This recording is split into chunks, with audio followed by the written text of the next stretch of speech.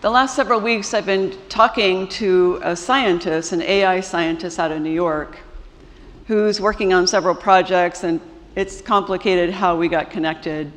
But he's like MIT, Cornell, Northwestern. He's way up here. And he said, Cindy, the best way I can explain what is happening with AI today in the world and why so many people are worried about it is you have to listen to my podcast. Here's the podcast, and he's got several, but he sent me the one. And he said, what they're worried about right now is just think of AI as, bunch of numbers, of course, 1010, but that AI is given a task, and then it multiplies over and over to do this task. He said, take a paper clip. You give the task to AI to make paper clips.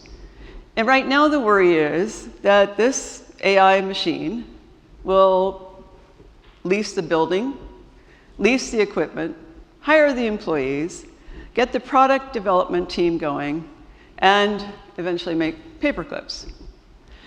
It'll make so many paper clips right now in AI that it'll run out of material. And soon, not enough places will have enough facilities to accommodate the amount of material this AI thing wants. And so eventually, it's going to have so many warehouses all over the world, it's making paper clips. It's making paper clips because that's what AI scientists told it to do. When it runs out of material, it'll find other material and it'll work through that material. And pretty much, it'll go through and find in the cemeteries your bones, and it'll make paper clips out of the bones in the cemetery, and it'll get to the point where there's nothing left, and then it starts cannibalizing each warehouse to make sure it can make paper clips, and then pretty soon there won't be anyone to stop it. Scary. Scary. So this scientist is trying to tell me that, major players in the world of AI are calling him because he writes equations this long on how to stop AI. And he feels he has the solution, but not a lot of people are listening.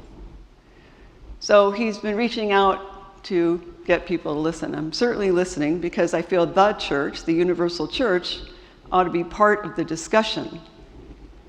Because we live in a world full of instant gratification. You've been reading the articles in the Wall Street Journal and the Atlantic, everything, how Americans are almost becoming illiterate. They're not reading books anymore because they're scrolling. We want this instant gratification of knowing, and then all the algorithms feed us information that we want to hear because it kind of assures us that we're okay. All the while, some of us are not okay. Some of us are anxious. We live in a world of anxiety right now. The human connection is lost.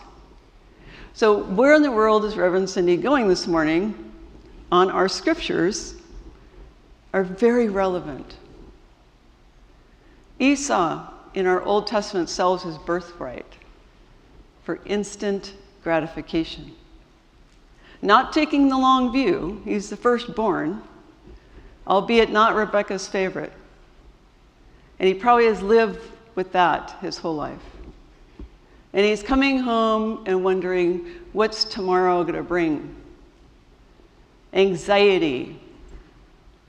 He has to come home to his family system. So he sells his birthright to his little brother, who turns out to be pretty conniving.